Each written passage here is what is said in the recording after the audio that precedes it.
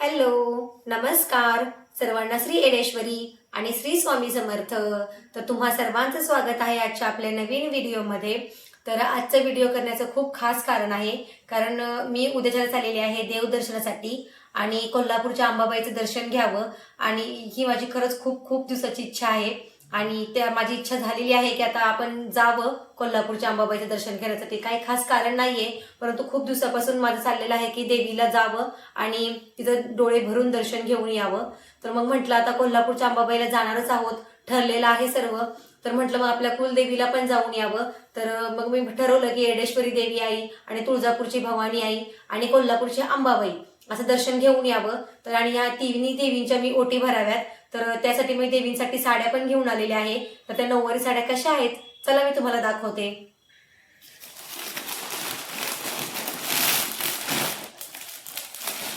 तर या ना नऊवारीच्या सिल्क साड्या मी घेतलेल्या आहेत आणि या खूप खूप छान चांगल्या क्वालिटीच्या साड्या मी घेतलेल्या आहेत, जेणेकरून देवी आईला ह्या नेसवल्या जाव्यात अशी माझी इच्छा आहे की देवी आईला पुजाऱ्यांनी या साड्या नेसवाव्यात ओटी भरल्यानंतर.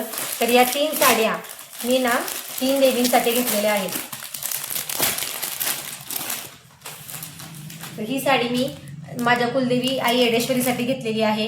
ही साडी मी कोल्हापूरच्या अंबाबाईसाठी घेतलेली आहे आणि ही साडी मी तुळजापूरच्या भवानी आईसाठी घेतलेली आहे. तर तिन्ही आई साहेबांसाठी त्या मी 3 साड्या घेतलेल्या आहेत आणि पुढचा प्रवास कसा होईल काय होईल याचे अपडेट मी तुम्हाला देतच राहील. दुसऱ्या दिवशी ना आम्हाला लवकर निघायचं होतं, म्हणून मग मी पहाटे लवकर उठले आणि त्यानंतर सर्व फरशी वगैरे पुसून घेतली, छान झाडून पुसून घेतलं, घर संपूर्ण स्वच्छ केलं. त्यानंतर मग छान अशी अंघोळ वगैरे केली आणि देवीला जायचं होतं म्हणून चांगले केस वगैरे स्वच्छ धुतले आणि मग मी देवपूजा करून घेतली पहिल्यांदा घरातली आणि अशी ब्रह्ममुहूर्तामध्ये एकदम पहाटे माझी देवपूजा झालेली आहे आज सूर्योदयापूर्वी.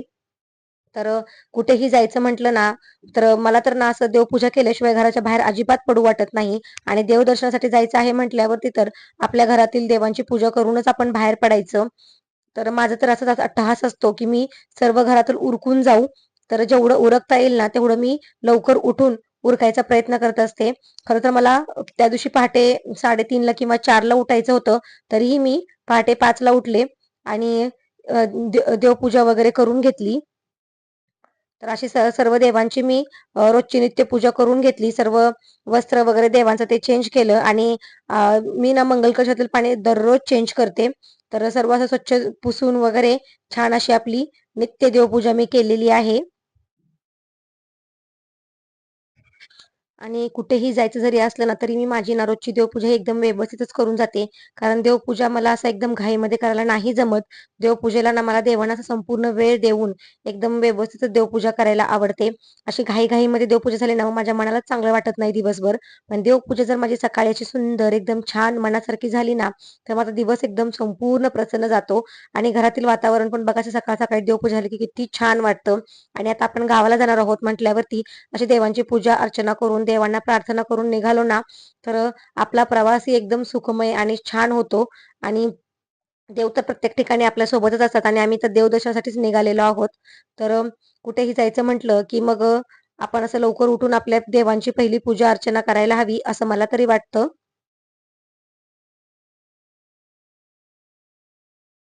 तर अशी आजची आपली रोजची नित्य देवपूजा झालेली आहे.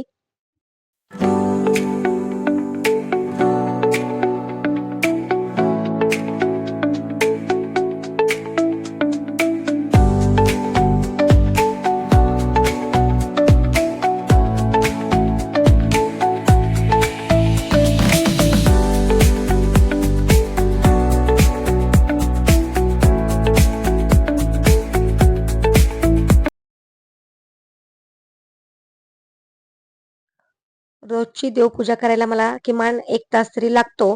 तर त्यानंतर सूर्योदय झालेला होता मी देवपूजा करेपर्यंत. तर बघा असं उगवत्या सूर्याचं दर्शन तुम्हीही घ्या. तर सूर्यदेवांना मी अर्घ्य दिलं. त्यानंतर मग आम्हाला प्रवासात जाण्यासाठी ना चपाती आणि भाजी करून घ्यायची होती. तर इथं 10-15 चपात्यांचं मी पीठ मळलेलं होतं आणि पटापट सगळ्या चपात्या करून घेतल्या आणि एक भाजी करून घेतली आणि त्यानंतर आमच्या सासूबाई पण माझ्यासोबत येणार होत्या. सासू-सासरे आणि माझ्या मोठ्या दिरांचा मुलगा पण आमच्यासोबत येणार होता. तर असा संपूर्ण परिवार आम्ही देवी आईच्या दर्शनासाठी जाणार होतो. तर इथे मी पटापटा स्वयंपाक करून घेतला. कारण आपल्याला स्वयंपाक पण झाल्यानंतर ते सर्व आवरायचं पण असतं आणि असा पसारा मागे राहिला तर आपल्याला करमतच नाही. म्हणून मग मी पटापटा चपात्या वगैरे करून घेतल्या आणि त्या व्यवस्थित सर्व अशा बांधून घेतल्या आणि संपूर्ण घर स्वच्छ केलं. आणि त्यानंतर बघा इथं आमची पूर्ण तयारी झालेली आहे आणि आम्ही निघालो आहोत. 2च दिवस जायचं आहे, तरी पण किती सारं सामान झालेलं आहे. तर आपलं एक करून सामान वाढतच असतं. त्यानंतर मी अशी माझी छानशी तयारी केली. छान अशी सुंदर साडी घातली. कारण देवीची ओटी भरायची म्हटल्यावरती आपण पण छान असं तयार होऊन जायचं असतं. तर इथं बघा आता आमचा प्रवास सुरू झालेला आहे आणि आम्ही निघालेलो आहोत आता येरमाळ्याच्या दिशेने. कारण आम्ही प्रथम तर ना एडेश्वरी देवीचं दर्शन घेणार आहोत. कारण एडेश्वरी देवीची ना आम्हाला पहिली ओटी भरायची आहे. आमची ती कुलदेवी आहे आणि कुलदेवीची ओटी पहिला भरून मग आम्ही पुढचा प्रवास करणार होतो. तर इथं आम्हाला ना कल्याण नगरला खूप जास्त ट्रॅफिक लागलेलं होतं. त्यामुळे इथून निघताच आम्हाला ट्रॅफिकमधून निघायला साधारण 1 तास लागला. तर त्यानंतर आम्ही हायवेला लागलो 1-1.5 तासानंतर. तर मुलांना ना नाश्ता करायचा होता, त्यांना भूक लागली. तर तिथं एक फेमस वडापाव आहे दत्त वडापाव म्हणून. तर तिथून ना आम्ही वडापाव घेतले आणि तिथं बघा एक सुंदर झाड होतं, एक छान वडाचं मोठं. तर अशा झाडाच्या सावलीमध्ये ना बसून आम्ही वडापाव एन्जॉय केले. तर इतकं छान असं वाटत होतं ना, जसं की पिकनिकला आलोय असंच वाटत होतं. तर मस्त वडापाव वगैरे एन्जॉय केला आणि थोडंसं पुढं आलो. तर ज्या हायवेला आम्ही जाणार होतो ना तिथं सिद्धटेक गणपती बाप्पा आहेत, जे अष्टविनायक मधील तिसरे गणपती बाप्पा मानले जातात आणि ते भीमा नदीच्या जवळच आहे सिद्धटेक गाव. तर तिथं इथं बघा ही नदी आहे, किती छान नदीला पाणी आहे स्वच्छ.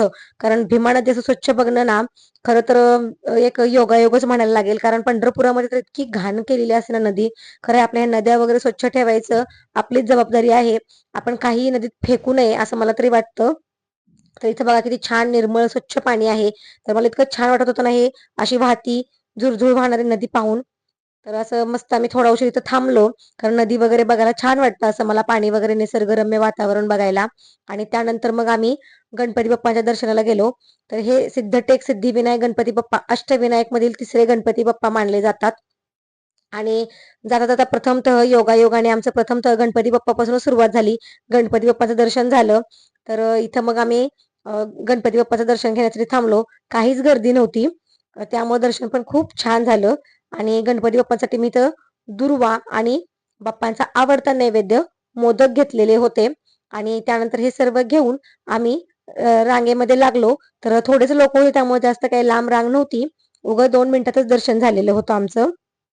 आणि गाभाऱ्यामध्ये व्हिडिओ काढायला अलाउड नव्हतं.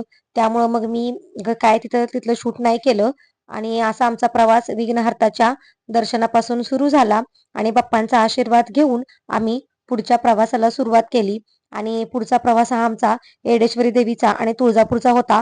तो कसा झाला हे मी तुमच्यासोबत पुढच्या व्हिडिओमध्ये शेअर करेन. तोपर्यंत सर्वांना बाय आणि श्री स्वामी समर्थ.